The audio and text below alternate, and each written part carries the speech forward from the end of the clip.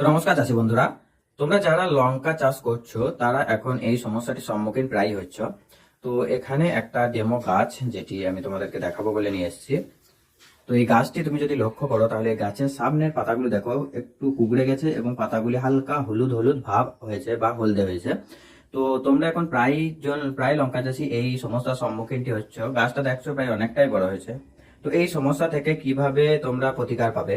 তো আপনাদের যে পাতাটি কুঁকড়ে যাচ্ছে এটি সাধারণত থ্রিপসের কারণে হচ্ছে। তো থ্রিপসের জন্য আপনারা এই সিনজেন্টা কোম্পানির প্যাগাসাসটিকে আপনারা এই প্যাগাসিসটিকে 25 গ্রামের প্যাগাসিসকে দুভাগে ভাগ করে 2 ব্যারেলে স্প্রে করতে পারেন, যেহেতু এখন গাছ ছোট।